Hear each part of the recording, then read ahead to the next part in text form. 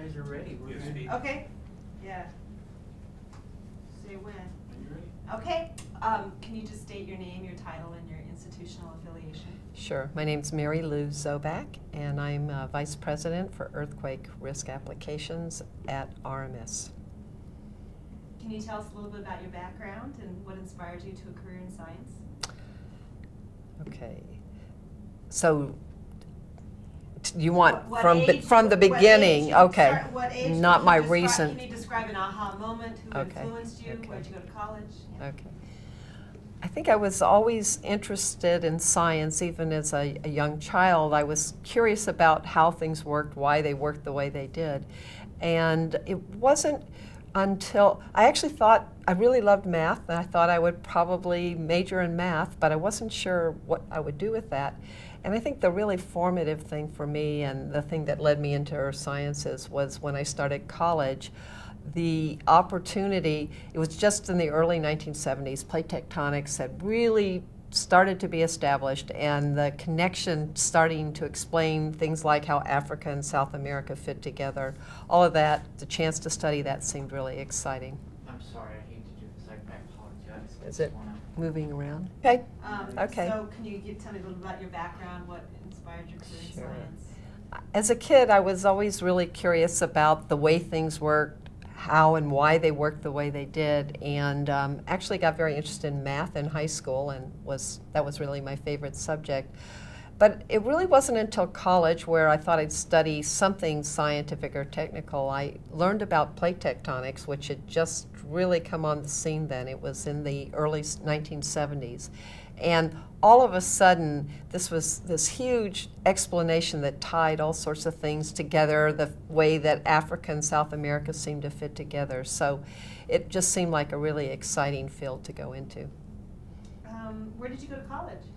I actually started out, I was raised in Florida, and I started out at a small school in Florida, and Florida Institute of Technology.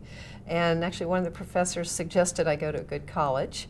And so I looked around, and he thought plate tectonics would be something that I should be considering, and Stanford had a really good program and was well known, so I decided to go there. Could you specifically describe your field of expertise in geosciences?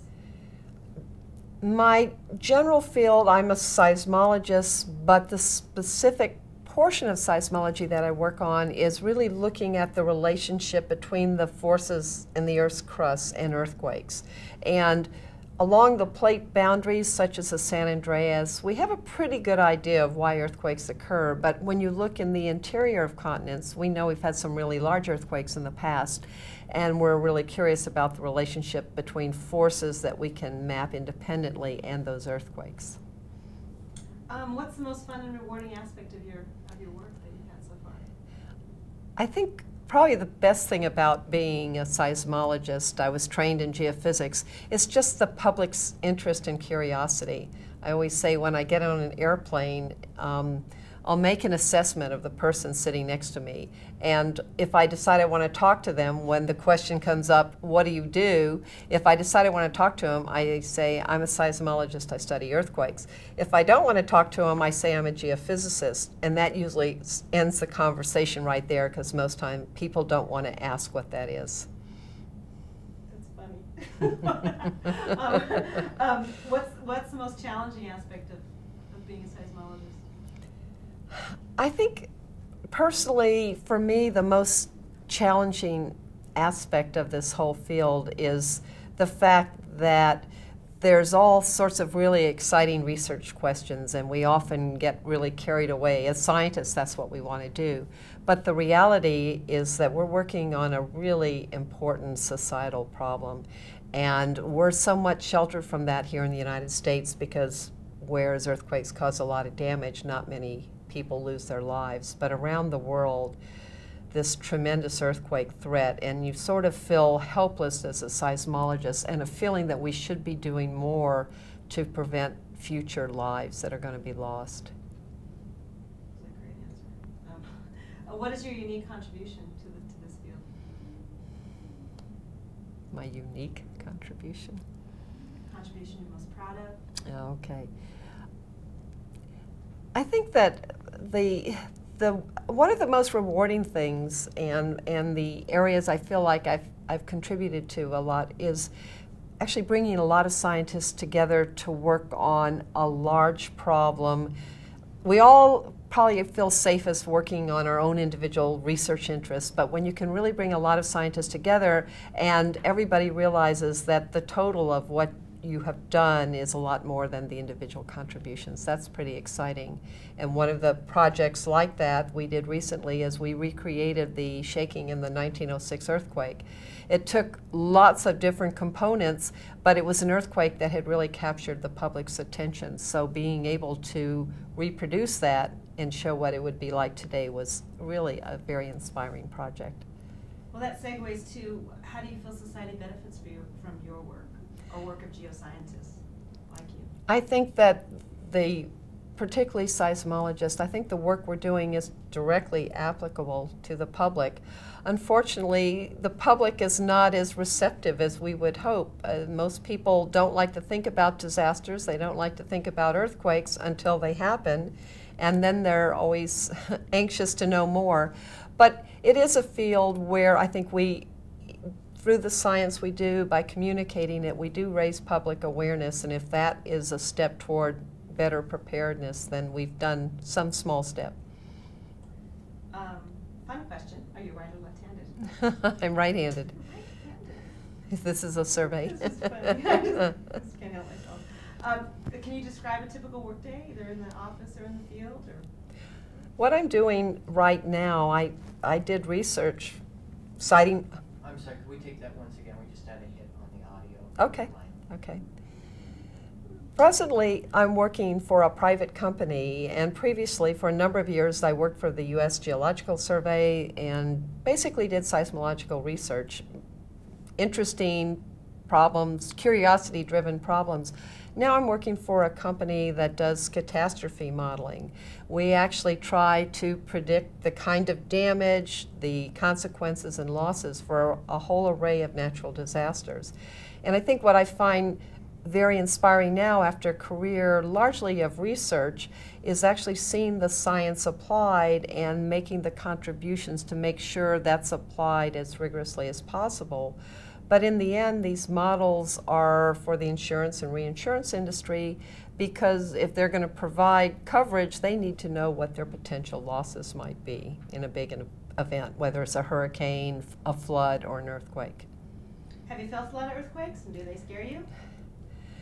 I think anybody in our sciences has sort of a mixed reaction to an earthquake. I don't think most of us are frightened by them. When I feel an earthquake, my first reaction is this a foreshock of something larger? So that's my first concern. But I must admit, having worked at the USGS, after an earthquake, fortunately they've almost all been moderate or small earthquakes, it's a really kind of happy time. Everybody's out talking to one another. It's exciting. It's what we do, and when an event happens, it's exciting to see what we can learn from it. Going to school and in your career, has math been a big part of what you've done? Has math come easy to you? Yeah, I have to say that in general, math always did come easy, and that was really the reason I got drawn into science was through math. And the more I learned of math, I realized the only reason we have all this fancy mathematics was to explain scientific problems. So I got much more interested in addressing the scientific problem rather than just the mathematics and how to do it. You work for a company that does catastrophe modeling. That's just so cool. Cool. Can you speak to the need for earthquake preparedness in Southern California? Well, you know, I think anyone who lives anywhere in California has some awareness that earthquakes happen, and particularly here in Southern California, we now know there's a really high earthquake threat. There's reminders that happen usually once a year or so, and you know, it's incumbent on all of us. We've seen what happened in Katrina, and we know if we take personal responsibility for ourselves, our family, and our neighbors, we could be in a whole lot better shape, and we have to do that. Do you have an opinion on how good earthquake prediction currently is, or how good it's likely ever to get, / forecasting? I think Earthquake prediction is something I think that all of us that study earthquakes, seismology, we'd love to be able to do it. And realistically, in my lifetime, I don't hold out any hope that this is going to happen.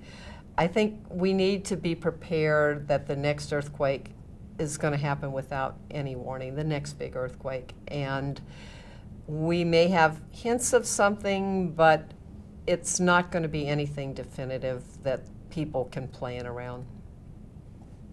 They just have to be ready all the time.